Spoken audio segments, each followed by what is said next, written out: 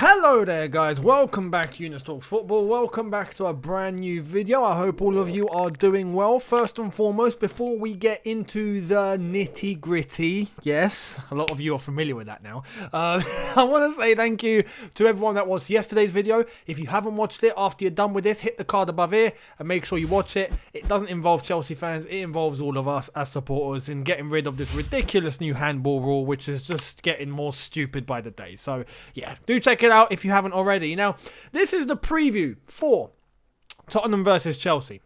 Carabao Cup.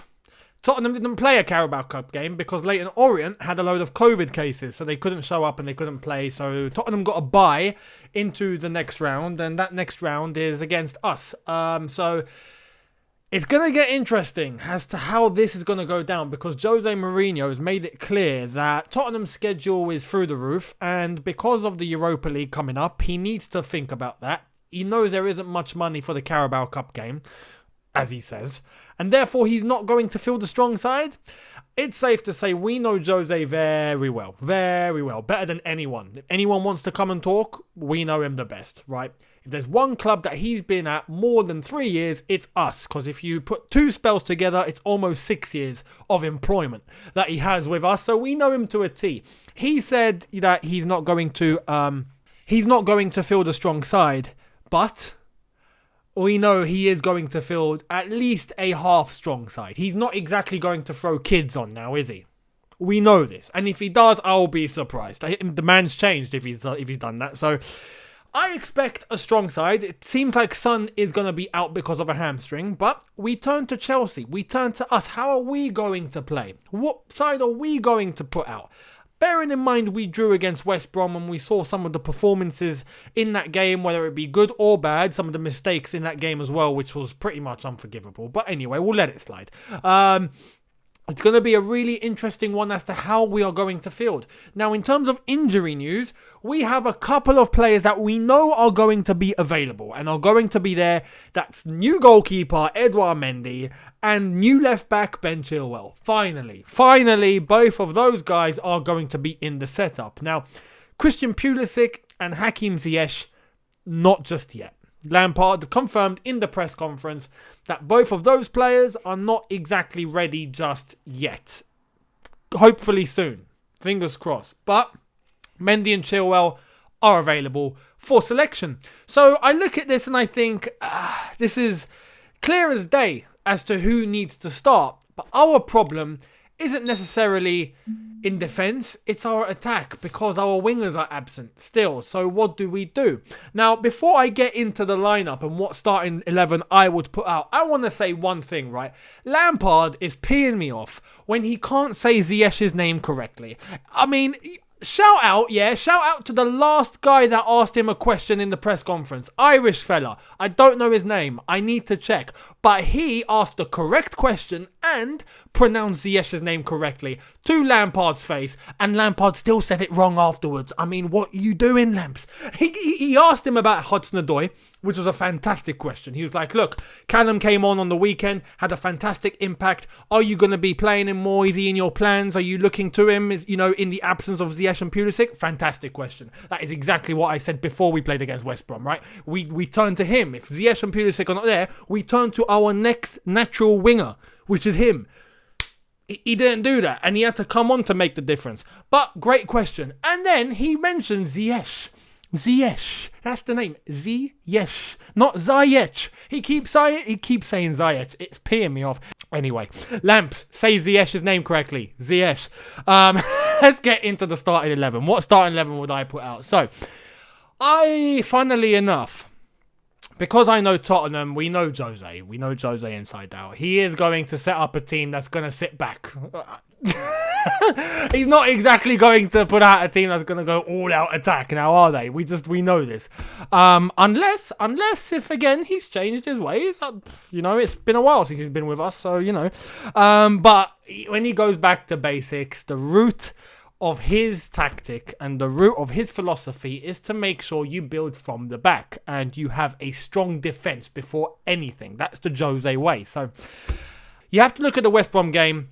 We had a fundamental issue in midfield, but I would stick with the same formation. I wouldn't change the 4-2-3-1 because I'm scared if we go over 4-3-3, we're not going to take advantage of Havertz and what he can do in the number 10.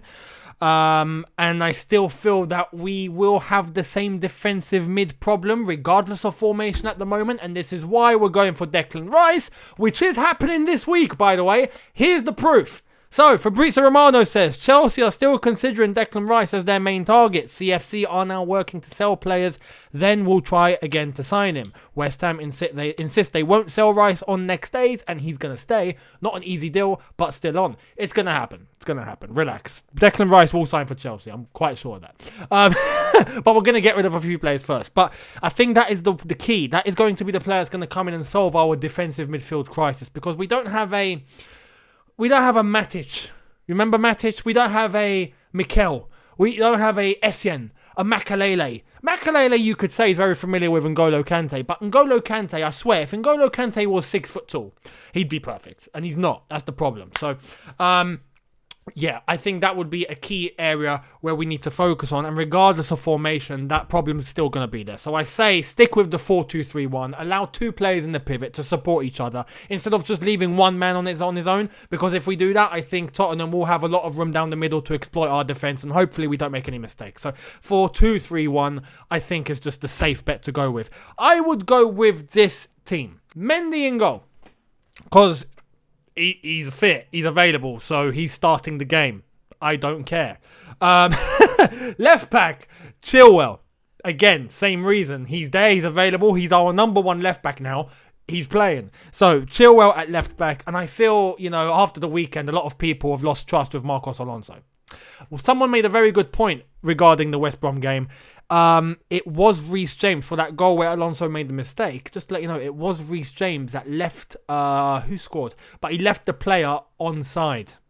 And there was an offside trap that was being played and Reece James didn't pick up on it. Alonso did. So you could say maybe both of them to blame. But anyway, Chilwell, left back. Right back, Reece James.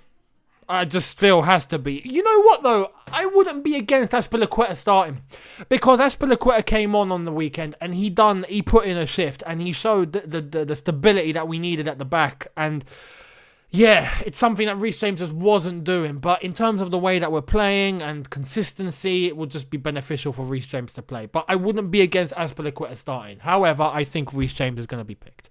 Now, centre backs, Thiago Silva and Kurt Zouma. This is one issue we have at Chelsea.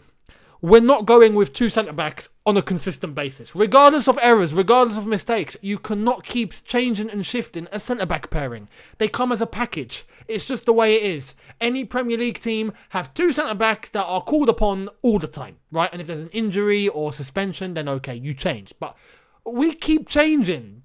Stop. Go with 2, stick with them. That's it. Let them build the chemistry. I feel that Thiago Silva and Zouma would be best. Now, there's been no word on Zouma. Even in this press conference, no one asked about Zouma. What is going on with Zouma? Is he available? Is he picked? Is he injured? Is he not? Is he suspended in a world that we don't know about? Like, what's going on? I'm sure he's not injured. I'm sure he's available. Pick him.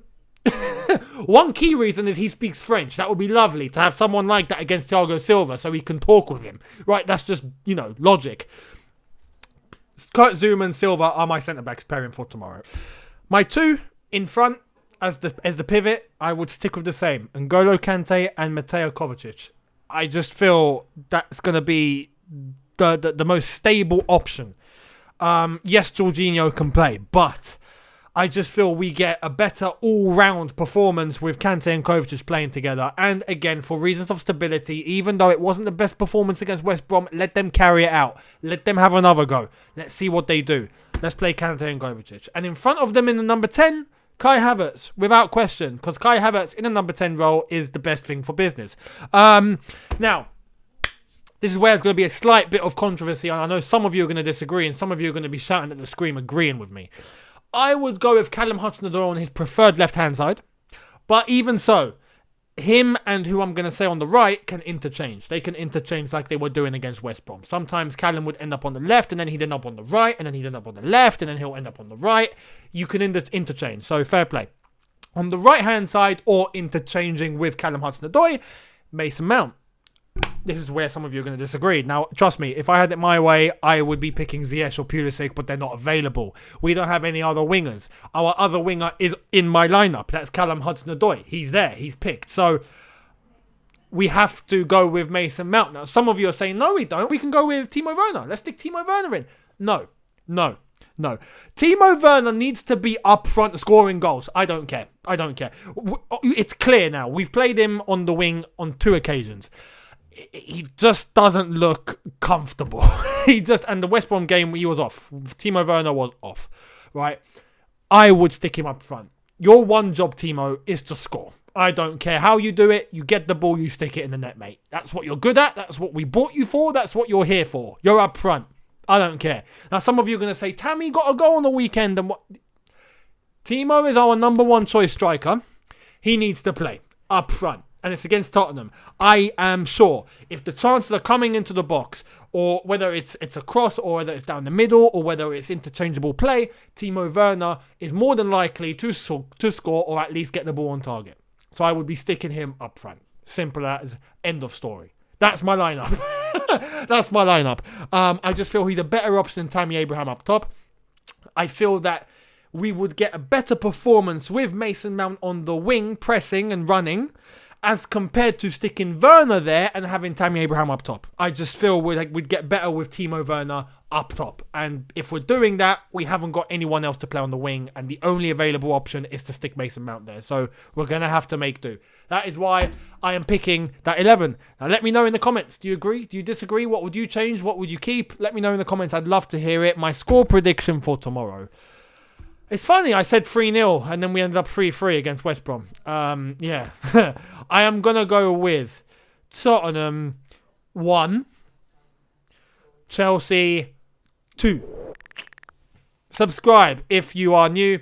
Hit that notification bell to be notified once I've uploaded, so then you know when I've uploaded. Smash that like button for me. Let's try and get to 7,000 likes. That's the target, as always. Let's try and get it. Thank you all so much, and I will see all of you after the game for the match review. Let's hope we've knocked Spurs out of the cup, and let's hope we send Jose Mourinho crying with a nice bottle of champagne as a nice one. See you later, mate. Anyway, thank you all so much. I'll see you after the game. Enjoy it. Look after yourselves. Have a good one. Take care, and peace.